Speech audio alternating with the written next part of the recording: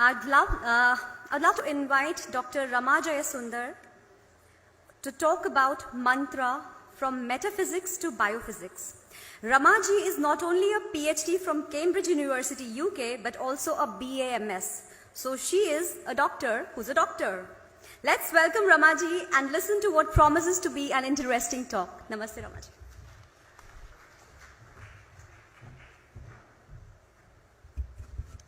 Can I have the first slide? So it's a great honor for me to be here at the first Indic Thoughts Festival, and I thank the organizers for the invite. Mananat trayate iti mantraha, so goes the definition. And the translation is that which protects because of repeated utterance. Next one. Does this fall in the realm of metaphysics? Is it going to open the doors to different levels of awareness and reality? Next one. Or is it squarely in the domain of biophysics, affecting changes at both the physical and physiological level? Next one. To even address these two questions, we need to understand how Vedas perceives the human system, because mantras are an inseparable part of Vedas, and the best way to visualize this or understand this is to see how Ayurveda, which is again a part of Veda, understands and perceives the human system. So you see in the figure that there are 4 domains that Ayurveda uses to understand the human system. You have a structural domain, you have a physiological domain, you have a psychological domain, and a domain of consciousness, which is the subtlest one. Each of these domains is intraconnected, and I have mentioned at the top, at the side. So for example, the structural domain is intraconnected using various channels. These are called srotas in Ayurveda. These channels can be blood vessels, lymphatic vessels, or nerves. The physiological domain is connected network within by parameters which are defined by Vata, Pitta, and Kapha, which are subclassified into 15 types each. The psychological domain uses the parameters of Sattva, Rajas, and Tamas, which we have heard the other speakers mention also. And these are subclassified into 16 subtypes. And then you have the domain of consciousness, which is networked through the levels of the koshas, the panchakoshas. Now what is interesting is that each of these domains is also interconnected. You can see the area of overlap. The structural and the functional physiological domain is connected through parameters of Vata, Pitta, and Kapha, and so are the other domains. So each of these domains actually influence each other, and what is easy to measure is what happens at the physical and the physiological domain, and you can draw the inference from these to the psychological domain. Next one. So there are 3 things that can be done with mantra. One can read the mantra, one can chant it, or one can meditate upon. Each of these 3 activities is going to cause different changes in the brain. Let's see what modern science has got to offer to measure these changes. Next one. So this slide shows the electrical activity of the brain when words are spoken or when the same words are heard. So the words are the same, but the top 2 figures shows the electrical activity in the brain when it's spoken. The next one is when it's heard. You can see the difference in the electrical activity in the brain. The next slide. So this one shows the changes in the blood flow when the same words are heard or seen or spoken or thought of. Next one. Now I am going to show a very interesting experiment which can show another aspect of mantra or sound. Give a click, please. So this is an inverted speaker, and now we are going to fill it with water, and then you can switch the music on. It can be any music, it can be a sound, it can be a swara or a note. Next one. And with proper lighting, you will see a picture like this. So this is called cymatic photography, and which helps visualize representation of visual representation of sound energy or the vibrational energy. Next one. I'm going to show you some interesting patterns which have been affected by different swaras and sounds. So the pioneers of this cymatic photography are it's a German physicist, Ernst Schladming, and he was also father of acoustics, and the Swiss physician and scientist Hans Jenny. Next one. So this slide shows the experiments which were conducted in the early stages of cinematography. So you can see that the person is playing, that's Hans Jenny's hands there. He is playing the notes in the piano, and then connected to that is a metal plate over which very fine corn flour has been sprinkled with different notes, different patterns were being formed by the corn flour. And the one you see on the right side is a very simple rudimentary experimental setup with a frequency generator and a metal plate over it. So you can either sprinkle corn flour or even very finely ground sand, and different notes, sounds will give rise to different patterns. Next one. So these are some of the patterns which have been photographed on water. The vibrations of the sound gives these patterns, and with proper lighting, so this has been done by a sound engineer. So you can see the beautiful patterns from, these are all notes from the piano. Next one. So this one gives a full range of patterns, visual patterns that can be captured with proper lighting on water. Next one. So the one on the left side is a pattern that's formed in water when a 40 hertz sine wave is given to the water. And the next one is a 52.8 hertz vibration which can be captured on the water. Next one.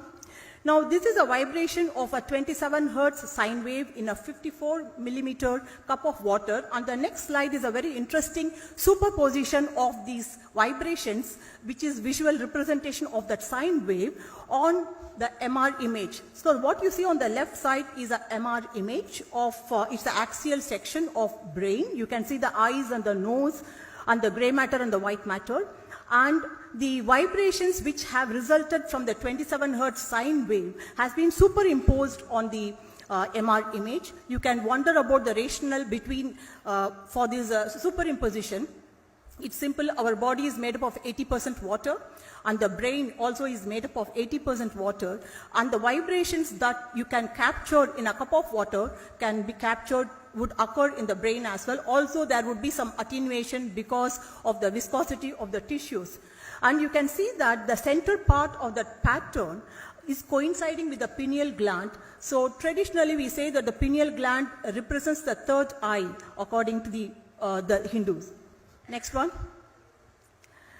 Now I'm going to shift gear a bit and go on to some studies that I have carried out on the effect of mantra. So just a very brief introduction to the technique I have used, because I think it's important to understand the parameter that's being measured. So this magnetic resonance spectroscopy studies the magnetic properties of the nucleus. So we all know that any physical structure is made up of atoms and molecules, and atoms are made up of protons and neutrons which are in the nucleus, and then the electrons. So the technique actually looks at the subatomic, the magnetic field associated with the subatomic particle. Next. So any charged particle in motion is going to have a magnetic field associated with it. It can be a linear motion or a rotational motion or a spinning motion. You saw that motion of the protons there. So it spins on its own axis just like Earth spins on its own axis.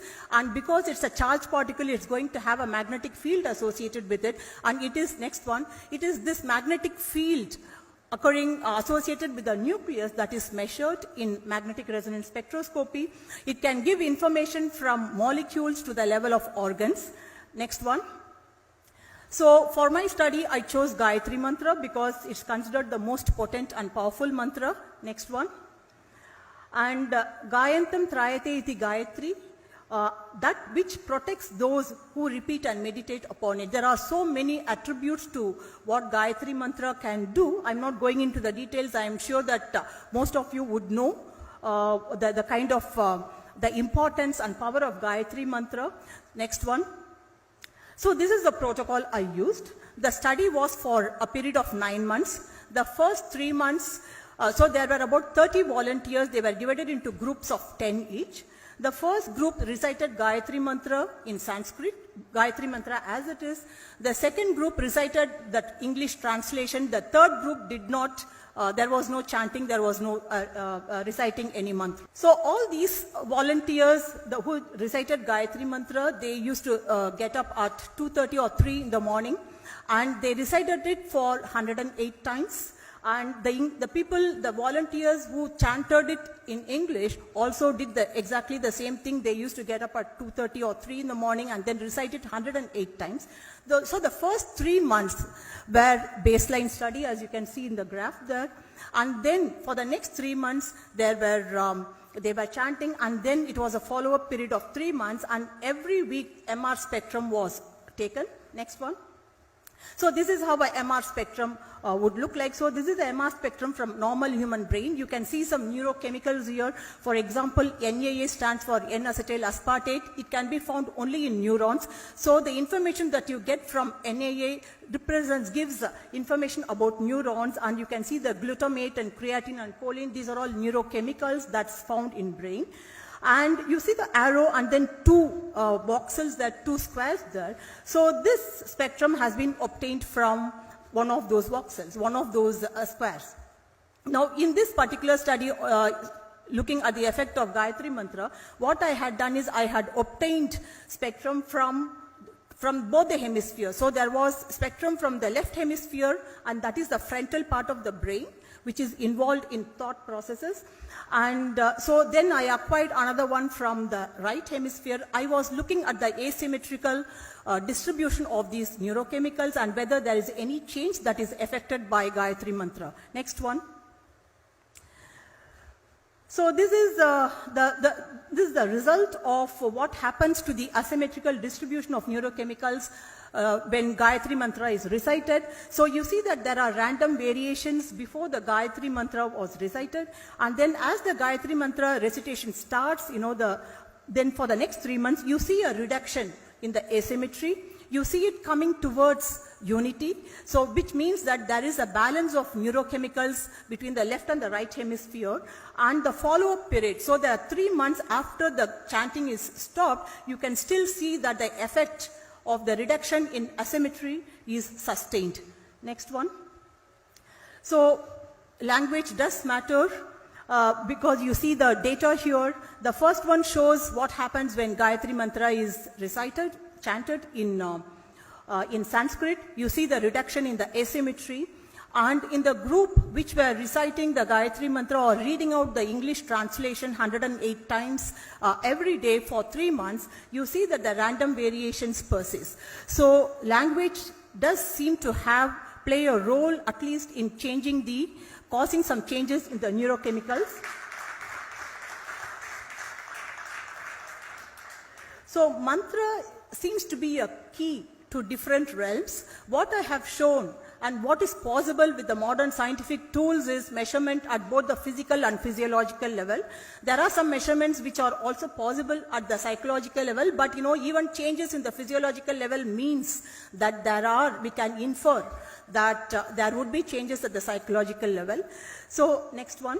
So if we go back to this figure, because the entire human system is connected, networked, it doesn't matter whether it's metaphysics or biophysics, each one is going to influence the other domains.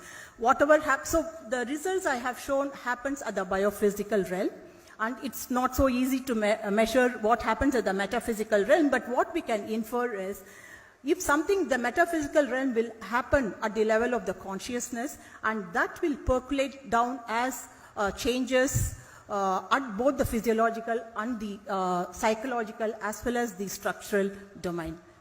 Thank you. I think that's the last slide. Yeah.